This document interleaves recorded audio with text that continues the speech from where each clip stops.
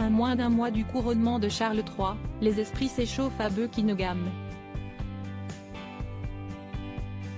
Ce mercredi 12 avril, le palais a confirmé que le prince Harry ferait honneur à son père, en assistant à son sacre, le 6 mai prochain. Une annonce qu'attendait avec impatience la presse britannique, qui s'est par ailleurs étonnée du fait que ni Meghan Markle, ni les enfants du couple ne seraient présents à Londres. Après des mois de négociations ardues entre la firme et les Sussex, un nouveau casse-tête s'est présenté aux équipes en charge de l'organisation de la cérémonie historique.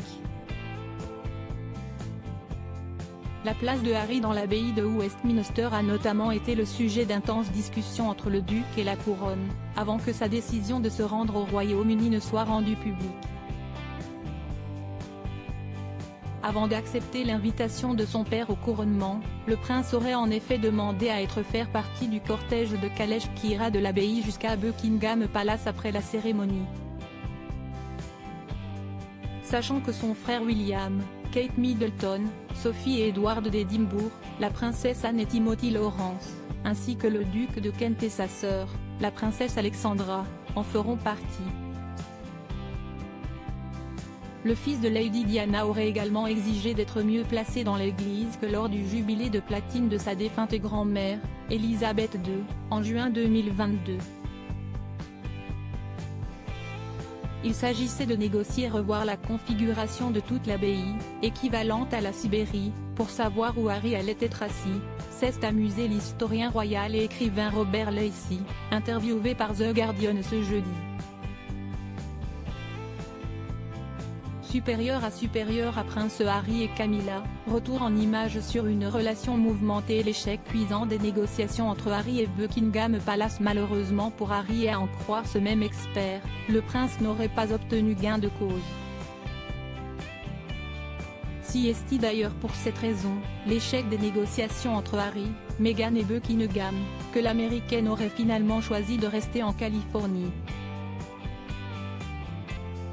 Selon l'expert royal Richard Fitzwilliam, qui s'était exprimé sur le sujet dans OK Magazine le 26 mars dernier, le souverain de 74 ans avait prévu depuis déjà bien longtemps de garder William et Harry éloignés, afin d'éviter toute tension ou image choquante en direct. Autre point de discorde entre le père d'Archie et Lilibet Diana et sa famille, sa place sur le balcon du palais. Alors que Charles III ne souhaite y montrer que les membres actifs de la royauté, son fils cadet s'y est vu refuser l'accès, au même titre que celle que l'on présente comme la petite fille préférée d'Élisabeth II, Lady Louise, et son frère James. Pour Robert Lacey, l'inflexibilité du roi par rapport aux demandes de son fils serait une manière de lui faire comprendre que ses attaques à l'égard de la couronne, sur Netflix comme dans ses mémoires, ont aujourd'hui des conséquences. Charles III agit avec un mélange de fermeté et de conciliation. Il a fait preuve de fermeté en mettant fin au bail du couple à Frogmore Cottage, et de conciliation en faisant savoir très tôt qu'ils étaient tous deux les bienvenus à son couronnement, analyse l'auteur d'un livre sur la rivalité entre les princes William et Harry, paru en 2020.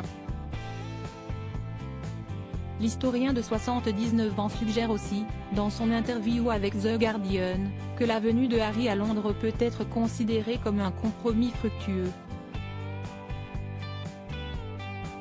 La volonté de Harry de mettre les querelles de côté le temps d'une cérémonie est un véritable signe d'espoir, compte tenu de ce qu'il a pu dire sur son père.